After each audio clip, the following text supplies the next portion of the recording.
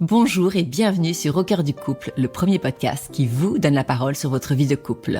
Je suis Swazi Castelnerac, experte en bien-être amoureux et créatrice du concept Save Your Love Date. Je suis Marie-Lise Richard, psychologue et thérapeute de couple. Ensemble, nous voulons vous écouter, vous interroger, nous interroger sur les difficultés que vous vivez au sein de votre couple. Mais nous souhaitons aussi vous éclairer, vous proposer des pistes de réflexion et des actions concrètes pour que votre couple s'en nourrisse. Notre croyance, oui, l'amour peut durer toute une vie et le couple peut être un lieu de bonheur, d'épanouissement et de bonification. Mais rien ne pourra se faire sans vous, sans votre investissement, votre temps et votre volonté. Notre premier conseil sera donc de prendre le temps d'écouter ces épisodes à deux, puis d'en discuter, voire même d'en débattre. Ne reste qu'à vous souhaiter un bon et inspirant moment en notre compagnie.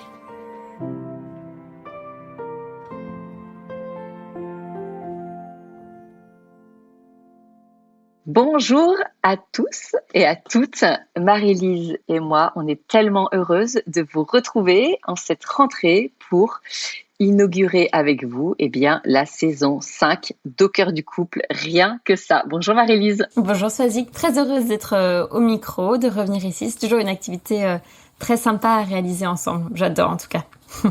As-tu passé un bel été ? Super, il a été très ressourçant et je me sens pleine d'énergie pour cette nouvelle rentrée. Je suis vraiment heureuse de reprendre et heureuse d'avoir passé cet été en fait. C'est vraiment un chouette bilan. Et pour toi ? Attends, j'ai une petite question. Je te l'avais pas préparée, mais si tu as une découverte à nous partager de ton été. Tu le sais, mais on a passé une semaine à vélo avec les enfants. Donc, je pense que ça a été ça ma découverte aussi. C'était de vivre une aventure en famille déconnectée, à la fois aussi des téléphones, mais aussi de nos habitudes habituelles, de nos rituels habituels, d'être complètement déconnecté pour pouvoir se reconnecter autrement. Je dirais que c'était un peu ça. Pas mal. Ouais, c'était vraiment cool. Et écoute, nous, un bel été aussi.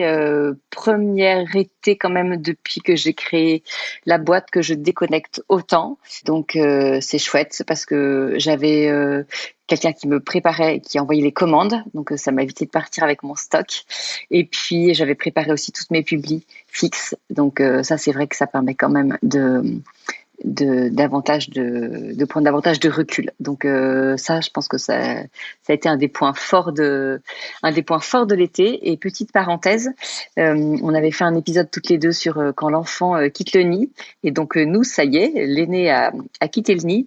Et franchement, j'ai énormément appliqué les conseils que tu avais donnés, notamment de s'interroger avec Arnaud sur nous, ce qu'avait été notre départ de chez nous, de notre foyer, et puis de bien discuter avec Marin de la façon dont il avait besoin de nous, quelles étaient ses attentes, ses besoins pour cette rentrée. Donc ça, on a vraiment pris le temps de le faire avec lui sur le chemin de Compostelle. Et puis de préparer aussi, on a marqué le coup de son départ en organisant un pique-nique sur la plage avec ses frères et sœurs. On avait tous écrit un mot pour Marin. Donc, il y en a qui lui ont lu à haute voix, il y en a qui ont préféré lui donner. Mais je crois qu'on a vraiment marqué son départ et ça a été très difficile. Les larmes ont vraiment coulé de tous les côtés. Et puis maintenant qu'il est parti, je me sens plus sereine. Donc, je pense que ça a contribué à faire que ce départ se passe mieux. Et puis, on s'est vraiment dit les choses. Donc, on l'a senti serein de partir. Je ne sais pas s'il m'a senti sereine de son départ. Moi, peut-être. Mais en tout cas, voilà. Donc, merci pour les bons conseils que tu avais donnés. Et pour ceux à qui ça c'est arrivé cette année, qu'on a l'impression peut-être d'être passé un peu à côté, moi je pense qu'il est toujours temps, même si le départ a eu lieu, de toute façon ils vont revenir, donc de se dire encore les choses. Et puis ceux pour qui ça arrivera l'année prochaine, sachez que voilà, il y a un épisode qui vous attend dans les capsules pour bien gérer cette étape qu'on est vraiment une, et je pense de laquelle on ne parle pas suffisamment. Donc peut-être qu'on reviendra sur le sujet, mais c'est un sujet qui est peu traité, je trouve. En tout cas, c'est chouette d'avoir tes retours en direct. C'est vrai que souvent, on donne des conseils, mais on n'a pas toujours les retours des personnes. Donc là, d'avoir des retours concrets avec des exemples, c'est hyper chouette. Alors, on a décidé pour inaugurer cette saison 5 de vous faire un épisode au cœur du couple spécial rentrée. Donc, comment se préparer soi-même et bien préparer son couple à cette rentrée. On a plusieurs points qu'on voulait aborder avec vous. Et puis, bien évidemment, en fin d'épisode, donc allez bien jusqu'au bout, on va vous suggérer 2 exercices à faire ensemble pour mettre en application tout ce qu'on aura partagé avec vous sur cette capsule. Alors, Moi, franchement, quand on parle de rentrée, quelque chose qui me vient très vite à l'esprit, c'est une nouvelle organisation. C'est vraiment se dire, avec les nouvelles activités, peut-être les nouveaux défis pro de chacun, avec les enfants qui ont changé de niveau, avec peut-être des entrées à l'école, des entrées en vie étudiante. Il y a énormément de choses qu'il faut remettre en place au sein du foyer. Et quand je pense à ça, je pense évidemment au poids de la charge mentale que cela représente. Peut-être d'autant plus en septembre qu'il y a un peu une cassure avec l'été, où on a essayé dans ces vacances globalement de s'alléger la charge mentale, soit de pouvoir se décharger parce qu'on était, le couple était en vacances en même temps, donc on avait vraiment plus de main d'œuvre à la maison, ou parce qu'aussi on a décidé de lâcher prise sur certaines choses et que là il va falloir, je ne sais pas si lâcher prise peut être le maître mot de la rentrée comme il est celui des vacances. Moi je le vois moins comme ça en tout cas, c'est plus pour moi un moment où on remet des règles, où on se refixe des objectifs et on relance quelque part une machine qui a été mise un peu en pause pendant les vacances. Donc vient évidemment cette idée de un peu qui va faire quoi, comment est-ce qu'on organise notre temps. On le sait, je pense que toi tu le vois dans les couples que tu accompagnes, ce partage des tâches quotidiennes, de la gestion du foyer, de la gestion des enfants, des tâches ménagères, est un sujet de conflit pour les couples. On l'a déjà traité plusieurs fois dans certains épisodes.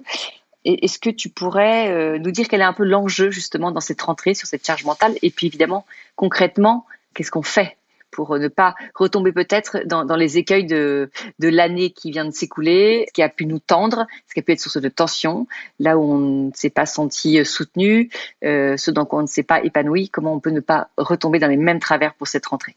Je pense qu'au-delà du partage des tâches, en fait, faut prendre un peu de temps et même parler de partage de responsabilité. Parce qu'en fait, on va vite avoir mais ça, je l'ai fait, j'ai participé à ça, j'ai fait ça. Ou en fait, j'ai des patientes qui m'ont, c'est rigolo, c'est ces derniers jours vraiment que c'est passé, qui m'ont dit, mais moi, mon mari, il m'aide beaucoup. Et en fait, une amie m'a dit, mais il n'est pas censé t'aider. Et en fait, je crois que c'est ça, en fait, c'est que les femmes aussi vont beaucoup dire, bah tiens, aide-moi, ou va faire ça, ou va faire les courses. En fait, là, il va faire une tâche, mais il n'est pas responsable de la tâche. Et je crois que c'est ça la grosse nuance, en fait. Et c'est pareil, une autre patiente m'a dit, c'est vrai que je me rends compte que quand mon mari s'occupe de notre enfant, je me dis dans ma tête, il est en train de garder notre fille pour que je fasse quelque chose. Non, il garde pas votre enfant, il s'en occupe, c'est son job aussi en tant que papa. Et en fait, c'est ça, en fait, je parle aussi bien aux femmes qu'aux hommes, mais c'est qui est responsable de quoi, en fait. C'est reposer le poids des responsabilités et c'est vraiment aussi reclarifier ça et rebalayer. Et après, il y a certaines femmes là qui me disent, bah oui, mais en même temps, si je le mets responsable de ça, il est censé être responsable vraiment des activités sportives, mais il va pas être dans les temps. Et c'est aussi peut-être parfois accepter que l'autre se plante et qu'il puisse se rattraper pour pouvoir reprendre. Mais quand on partage une responsabilité, au-delà d'une tâche, c'est aussi se vider l'esprit d'être dans le contrôle et la supervision de la tâche. Et c'est ça qui est encore plus lourd, je crois. Donc je crois que c'est vraiment là le tips pour aller plus loin. Et c'est aussi accepter que l'autre ne fasse pas comme nous ou comme on aimerait. Enfin, j'ai quand même beaucoup de retours de patients sur aussi la question de comment leurs enfants soient habillés quand c'est les papas qui gèrent. À chaque fois, c'est soit c'est ok que vous déléguez complètement quand vous êtes pas là ou quand vous commencez tôt et votre enfant il est pas habillé comme vous aimeriez et c'est pas grave. Soit vous dites non, ça reste totalement sous mon contrôle et donc je prépare tout, je sors tout. Mais donc faut accepter que ce soit votre responsabilité, que ce soit coûteux pour vous d'un point de vue énergétique et charge mentale. Donc ça, je pense que c'est le premier distinguo à faire, c'est qui est responsable de quoi et à avoir en tête vraiment votre conjoint ne vous aide pas. C'est son travail aussi de s'occuper de la maison et de vos enfants. Et ça, c'est important de l'avoir en tête parce que je trouve qu'on ne perçoit pas les choses de la même façon. Et aux hommes, c'est pareil. En fait, j'ai envie de leur dire, quelle est votre place dans le foyer et comment vous investissez. Vous n'êtes pas là pour aider votre femme. Enfin, ça veut pas dire qu'on doit pas se remercier des services qu'on rend l'un pour l'autre, mais je trouve que la façon de se positionner n'est pas la même, en fait. C'est merci pour ce que t'as fait, pour ton implication, c'est pas merci pour ton aide. Je suis pas redevable de ce que tu me donnes. Tu fais ton job, je fais le mien, et c'est chouette, on le fait avec amour et on le fait bien, et on peut se remercier pour ça. Mais je trouve qu'en termes de positionnement, c'est pas la même chose. Après, je me dis que ça peut être intéressant, comme on en fait beaucoup, aussi toutes les deux, mais pouvoir faire aussi un bilan rapide de sur quoi il y a eu des points de de couacs durant l'année passée, où est-ce que ça a pu un peu frotter, quels sont les problèmes récurrents de l'an passé pour se dire bon bah ça vraiment, peut-être que ça va se reproduire mais c'est pas trop grave, mais ça vraiment c'est agaçant, je veux vraiment pas que ça se reproduise. Donc ça peut être, je veux dire, le point d'entrée pour pouvoir discuter sur quelque chose qui vient dire bah faut qu'on questionne notre organisation sur ça parce que c'est pas viable. Par exemple, je viens toujours chercher notre enfant à la limite de la fermeture de la garderie, c'est pas viable ni pour moi ni pour lui. Qu'est-ce qu'on peut faire? Parce que ça, c'est pas du tout confortable. Comment est-ce qu'on réaménage l'organisation? Est-ce qu'au final, on alterne chacun notre tour, on finit tard un jour sur deux pour que on soit pas toujours responsable de cette sortie, par exemple, scolaire? Enfin, c'est des choses, voilà, à questionner par rapport à qu'est-ce qui a pu nous frotter ou en tout cas nous mettre en difficulté l'an passé. Et c'est vraiment ça, en fait, ça va être d'oser questionner l'organisation de la famille et du couple. En fait, on peut s'autoriser à se dire, on fait vraiment différemment cette année, on garde ce qui fonctionne et puis on revoit ce qui fonctionne pas. Et c'est là où je trouve que ça va être aussi primordial de comment est-ce qu'on peut peut-être favoriser la qualité à la quantité quand on va faire les choses. Parce que parfois aussi, on va vouloir absolument tout faire et ça va nous rajouter de la charge mentale en voulant être partout. Et en fait, peut-être que c'est plus sympa d'avoir peut-être que 3 soirées avec vos enfants vraiment le soir où vous allez chercher à une heure qui vous paraît plus correcte que les 5, mais où vous êtes vraiment disponible, plutôt que d'être tous les soirs à se dire je viens, faut que j'aille les chercher, mais je prends mon ordi. Enfin, moi j'ai plein de patientes, c'est ça. Elles vont chercher leur enfant pour être dans les temps et en même temps elles prennent leur ordi du boulot et après elles bossent jusqu'à minuit derrière. C'est pas du tout confortable en fait, mais ni pour l'enfant ni pour elles. Donc comment est-ce qu'on peut rebalayer ça? Et je me dis la question qu'on peut avoir en trame de fond, c'est se dire mais qu'est-ce qui a du sens pour moi et qu'est-ce qui est important pour moi? Et à quel moment je me sens heureuse? Qu'après tout, l'objectif pour commencer cette rentrée et puis pour voir cette année, c'est vous dire, comment est-ce que je peux avancer dans cette vie et traverser cette vie de famille et cette couple pour être heureux? Donc c'est se re-questionner sur le sens et le bonheur qu'on a à partager cette vie ensemble. C'est ça qui me vient en tête, soit je sais pas si tu as d'autres choses qui te viennent ou des questions par rapport à ça. En fait, sur ce sujet, moi, je pense à tous les couples dans lesquels il y en a un qui a une activité professionnelle plus prenante. Et souvent, c'est cette activité qui va permettre de subvenir davantage aux besoins de la famille et à ces discours qui sont non, moi, franchement, je peux pas rentrer avant 19h, je peux pas rentrer avant 20h, j'ai tellement de travail, j'en gérer. Et où ça, c'est imposé, en fait, dans l'organisation. Donc, c'est celui qui, du coup, est davantage à la maison, qui va se retrouver à gérer le 18, 20h, 21h. Comment on met ce sujet, tu vois, en place en disant, écoute, moi, ça, en fait, c'est plus possible pour moi, ça ne m'épanouit pas. Je sens qu'on passe à côté de quelque chose dans notre vie de famille, notamment parce que tu n'es jamais là le soir. Donc, je comprends que ton travail ait tant d'importance, mais comment est-ce qu'on peut changer les choses là-dessus? Ça, moi, je le vois pas mal autour de moi dans les couples d'amis, donc c'est pour ça que ça m'intéresse de pouvoir donner là-dessus, tu vois, des conseils, comment s'y prendre. C'est en fait pour aller contre cette idée, mon travail, on en a besoin et ils ont besoin de mon travail de toute façon. Donc voilà, de 8h à 20h, je suis pas disponible et c'est comme ça. Tu vois, par rapport à cette situation, parce que je le vois aussi autour et aussi je me dis c'est comment on se re-questionne sur la place et que le sens du travail a pour nous. Parce que ce que j'observe aussi dans ma patientèle ou même des amis, c'est parfois aussi pour certains hommes, au final, finir tard, ça peut être une fuite du domicile conjugal. Donc c'est aussi prendre le temps de se re-questionner. Qu'est-ce que je fais au travail? Qu'est-ce qui fait que j'y passe jusqu'à 19h? Est-ce qu'au final, ça va vraiment changer quelque chose dans la balance que je reste jusqu'à 19h à mon travail? Et ça m'étonnerait en fait, réellement. Donc quel sens ça peut avoir et quel poids ça a, alors que vraiment passer 2 heures chez soi le soir avec ses enfants, je pense que ça a réellement une influence sur la suite. Donc peut-être que chacun aussi qui ont des journées comme ça, c'est vraiment quel sens ça a et qu'est-ce que j'y mets et qu'est-ce que ça changerait réellement dans mon quotidien professionnel, dans mon implication professionnelle envers mes supérieurs si je finis 1 heure plus tôt ou 2 heures plus tôt. Et après, changer des habitudes et c'est aussi changer des croyances et des représentations. La représentation aussi du bon soldat qui répond à ses chefs, qui est toujours joignable, c'est aussi là oser pouvoir dire non potentiellement à des supérieurs ou dire je ferai ça plus tard. C'est aussi une modification qui peut être plus difficile à faire. Donc là, je me dis comment peut-être des compromis peuvent être faits progressivement avec ce dont on parle souvent du plus petit objectif réalisable et réaliste qu'on peut avoir. Est-ce qu'on peut se dire, écoute, le mercredi, ça serait vraiment chouette, au moins ce jour-là, que tu finisses tôt, parce que c'est la journée des enfants, donc ça serait chouette, ou le vendredi, parce qu'il y a le week-end après, ou les deux, le mercredi et le vendredi, mais vraiment, en fait, j'ai besoin que tu donnes de toi, en fait. Parce que comment je peux sentir ton implication dans la famille, c'est de pouvoir le dire réellement. Après, c'est pas des discussions faciles, mais je trouve que pour moi, en fait, c'est une réponse très simpliste de dire, c'est mon travail, c'est comme ça, et voilà. Je trouve que c'est pas réaliste. C'est se fermer à une forme d'introspection, je trouve, de dire ça. Donc concrètement, sur ce sujet de la charge mentale, est-ce que le conseil, ça peut être de dire au couple de se retrouver et vraiment, je pense qu'on peut tous le faire en listant tout simplement les tâches du quotidien, les tâches de la semaine, que ce soit pour la maison, les conduites des enfants, l'école, le foyer, et puis se dire qui fait quoi, comment on se répartit les tâches. Tout à fait. Et puis ça peut être ok, mais je trouve aussi ne serait-ce que de le poser. J'en parlais avec une patiente, elle dit mais c'est vrai, mon mari il est responsable de ça depuis la rentrée, il fait tous les petits déj le matin et c'est hyper chouette, j'ai beaucoup de gratitude envers lui qu'il fasse ça. Mais en fait on l'a pas posé, donc il est responsable, mais on l'a pas dit. En fait, ça s'est fait naturellement. Et elle me dit, rien que le fait de le poser, je pense que ça va changer les choses aussi, parce que il aura une fonction, il aura une responsabilité, et ça pourra perdurer dans le temps, et ça marque quelque chose. Donc, je pense que c'est important aussi de pouvoir le poser. Et ça peut être ok de dire, moi, je travaille moins, donc je trouve ça normal que je fasse plus de choses. Ou en même temps de se dire, non, notre souhait, c'est de travailler plus tous les deux, donc qu'est-ce qu'on peut déléguer à un tiers? Qu'est-ce qui a du sens pour nous qu'on délègue à un tiers? Il y a peut-être des petites responsabilités qu'on peut déjà mettre aux enfants s'ils sont plus grands aussi. Ça peut être aussi une discussion qui part du couple et après qui s'élargit à la famille. Et parfois, moi, je vois même l'éducation sportive, je l'ai déléguée à mon beau-père. Et c'est un choix, tu vois. Je pourrais dire, ça me ferait très plaisir d'être là pour ma fille, mais c'est pas possible. Et parfois, ça peut être même être élargi à la famille plus large, si c'est possible, pour certaines responsabilités et de pouvoir les nommer.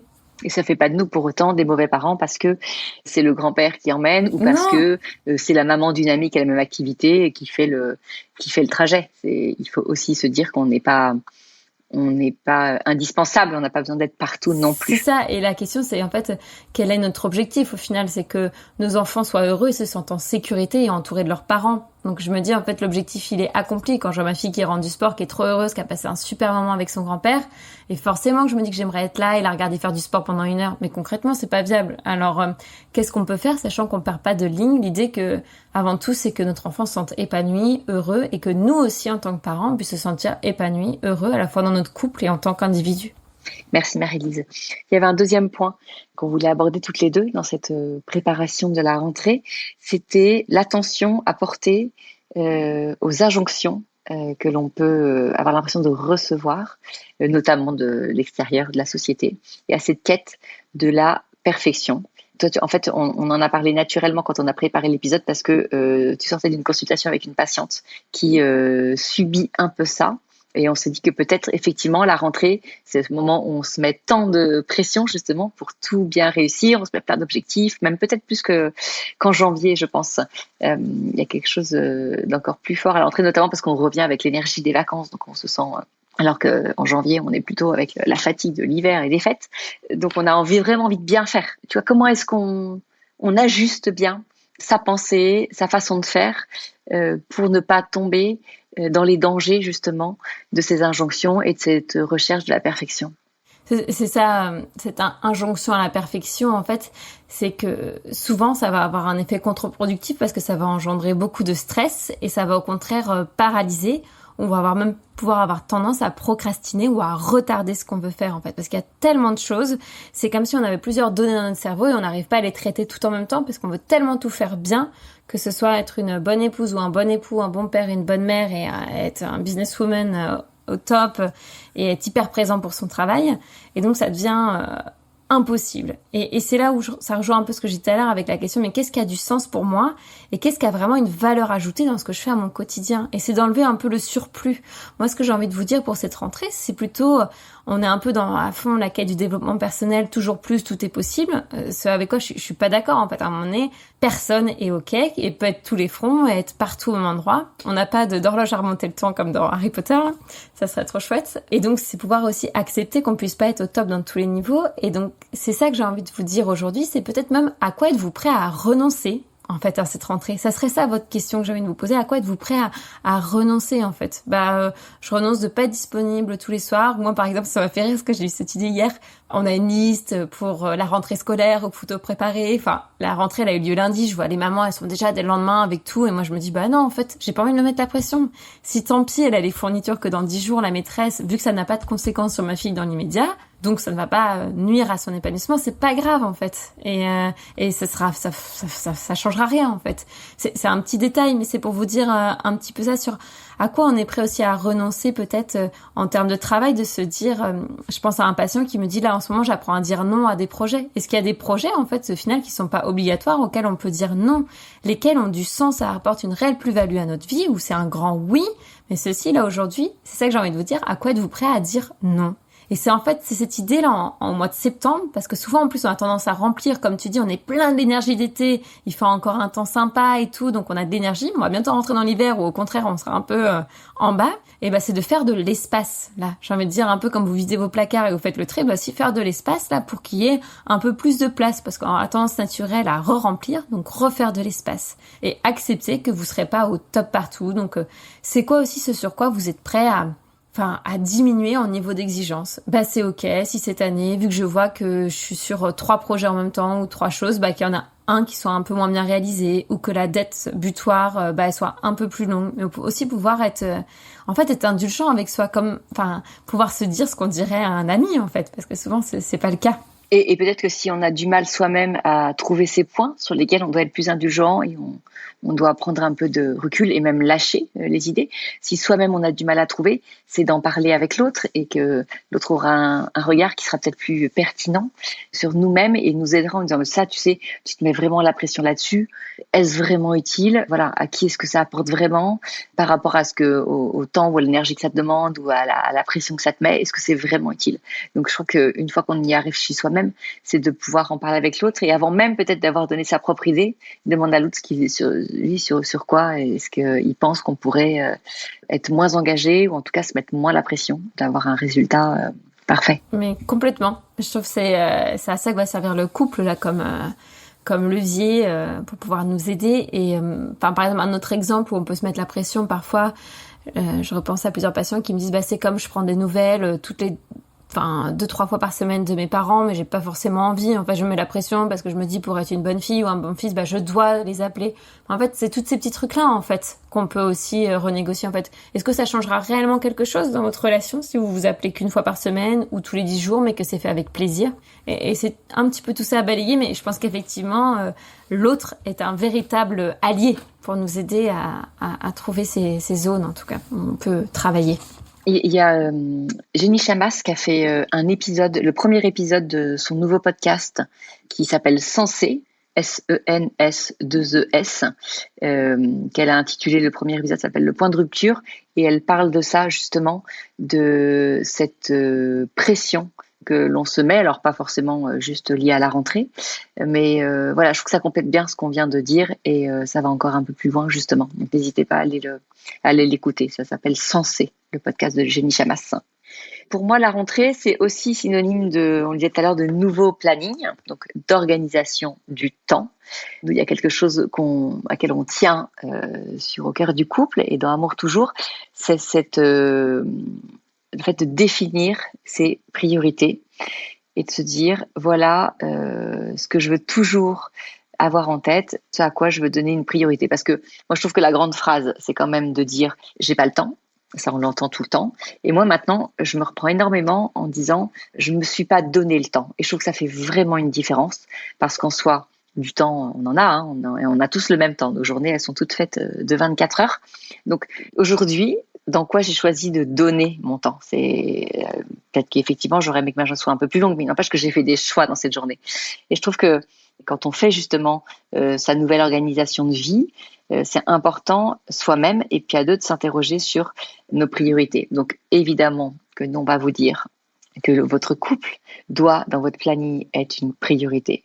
Et de façon très concrète, en se demandant dans la semaine quel va être le moment qui nous sera réservé, même rien que dans une journée, à quel moment on va se retrouver juste tous les deux, 30 minutes, 40 minutes. Moi, les couples qui disent on n'a pas le temps dans une journée de se retrouver, je trouve que, enfin, je parle en généralité, sur un terme global, ça ne s'entend pas parce qu'on peut tous se consacrer au moins 30 minutes l'un à l'autre dans notre journée. On va passer du temps sur les écrans, on va passer du temps peut-être à discuter avec des amis. Donc là encore, je pense que si on n'a pas réussi à se trouver une demi-heure, c'est qu'on ne s'est pas donné ce temps-là. Donc ça, je trouve que c'est important de se le dire. Chaque journée, quand est-ce qu'on va se retrouver? Est-ce qu'on dit qu'on se lève un peu plus tôt et qu'on se prend le petit-déj ensemble? Est-ce qu'on ne travaille pas trop loin l'un de l'autre et qu'on arrive à se faire au moins un déjeuner en commun chaque semaine? Est-ce que tous les soirs, on fait dîner les enfants, puis après, on se dit qu'on ne dîne que tous les deux en tête à tête pour débriefer de notre journée?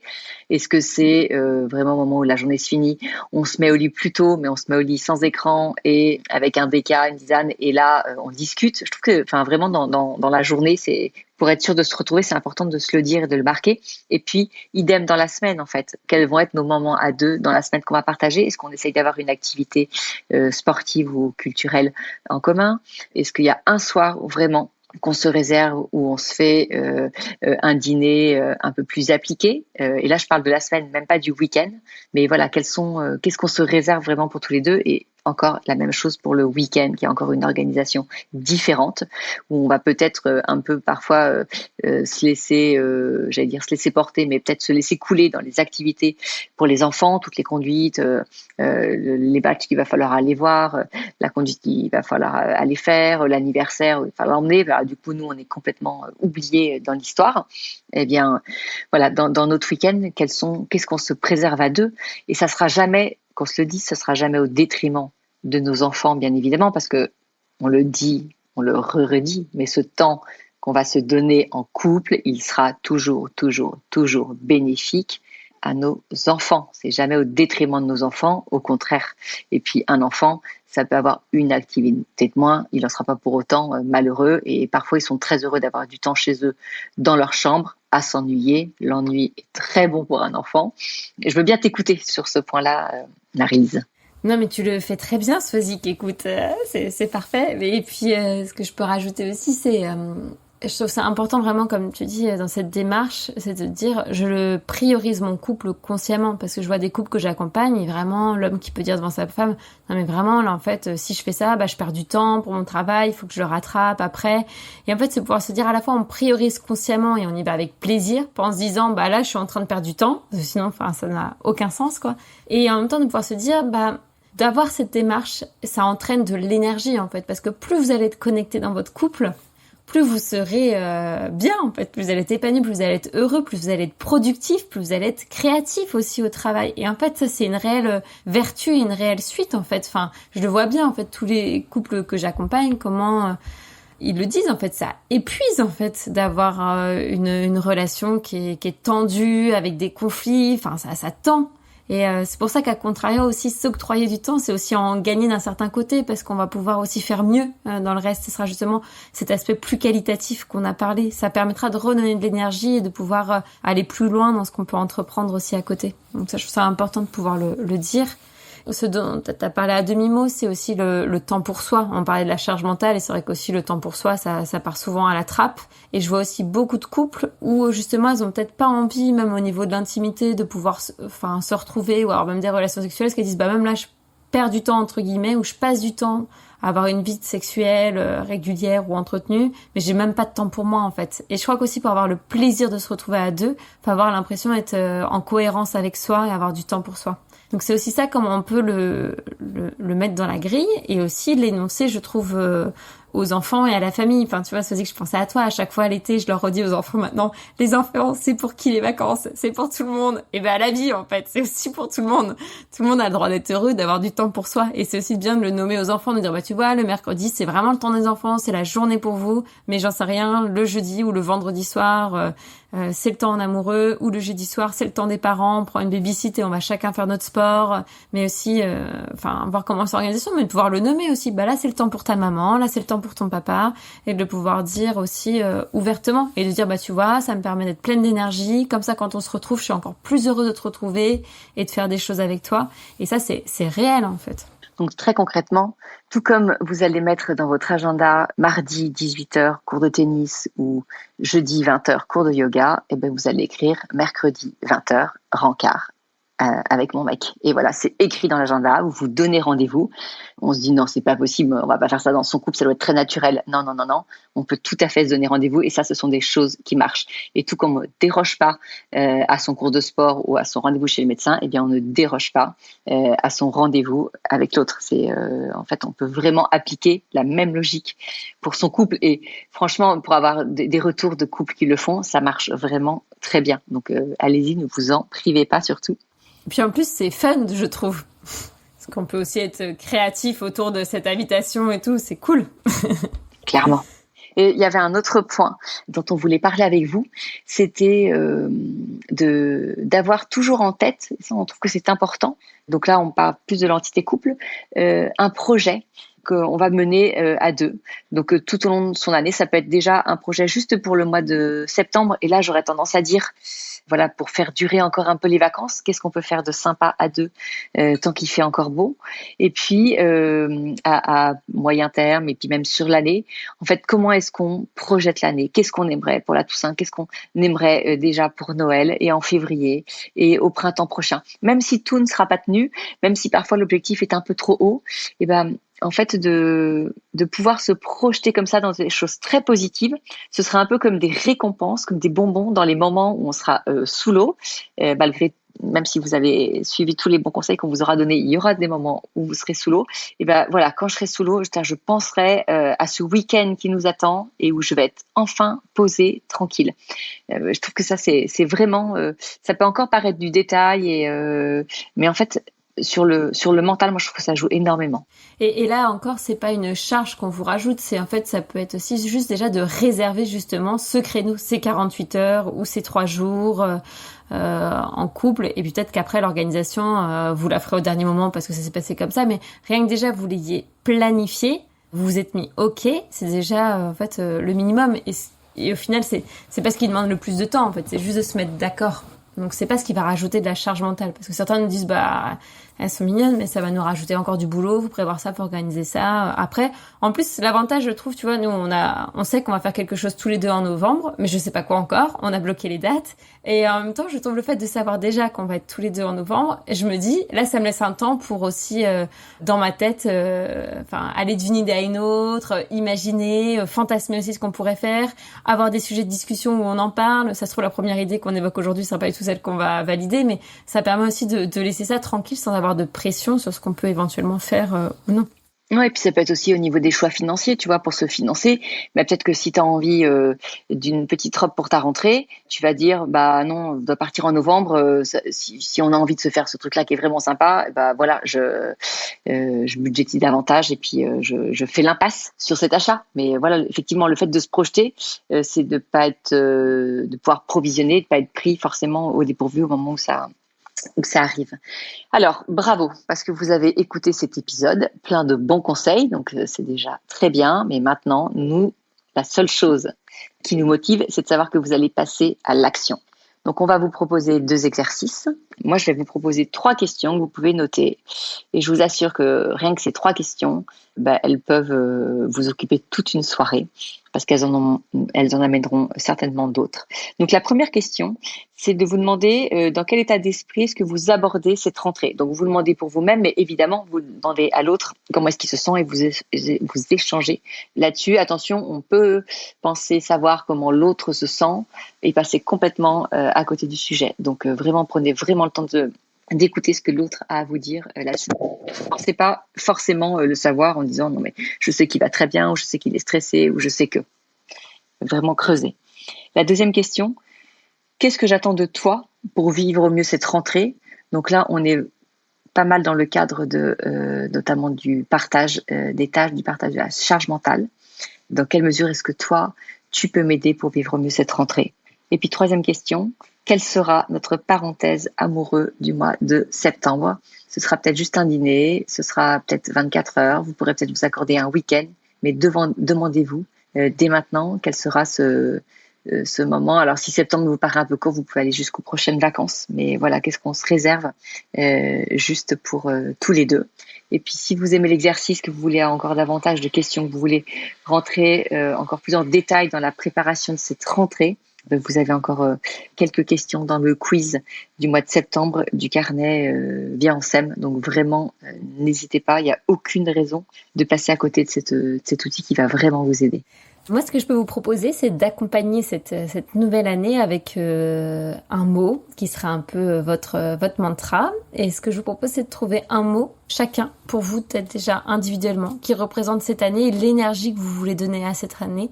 C'est un mot qui est censé vous guider, en fait, et voir qu'est-ce que vous avez envie de donner, qu'est-ce que vous avez envie de transmettre dans cette année, ou même aussi de recevoir, mais quelque chose qui vous guide et qui vous inspire, en fait. Donc à la fois un mot personnellement et pouvoir l'évoquer à l'autre. Bah écoute, moi j'ai choisi ce mot-là, vous pouvez même faire l'exercice ensemble. Je l'ai testé avec un couple, ça prend 20 minutes, pas plus quoi. En 15 minutes, c'est fait et ça promet des échanges intéressants. Et après de pouvoir trouver un mot pour votre couple qui vous guide, qui vous inspire. Quel mot t'as envie qu'on choisisse? Qu'est-ce qui va nous inspirer pour notre vie de couple aujourd'hui? Qu'est-ce qu'on a envie, sous quel signe on a envie que notre couple avance cette année?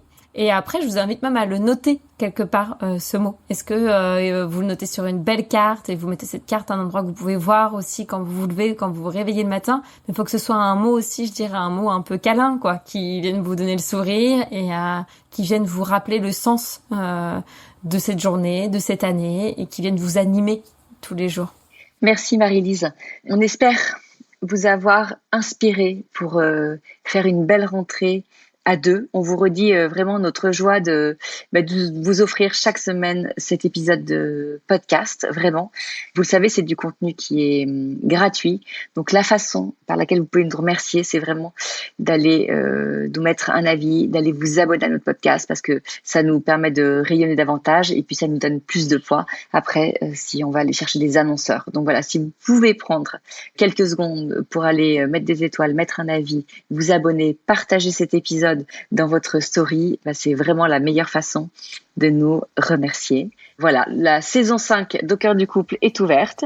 Bien, place aux nouveaux épisodes. Donc, chaque semaine, une capsule, petit épisode court de 15-20 minutes avec un expert. Et puis, semaine suivante, un épisode un peu plus long où c'est l'un de vous qui vient nous présenter sa problématique de couple. Et puis, avec Marie-Lise, on vous aide à essayer d'y voir plus clair et à mettre des choses très concrètes en place pour vous sortir de cette problématique ou de cette mauvaise passe que vous traversez.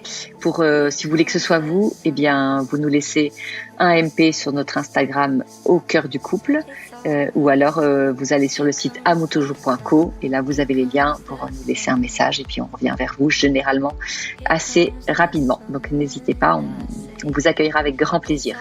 Merci à tous pour votre fidélité et puis on vous retrouve très bientôt pour un nouvel épisode d'Au cœur du couple.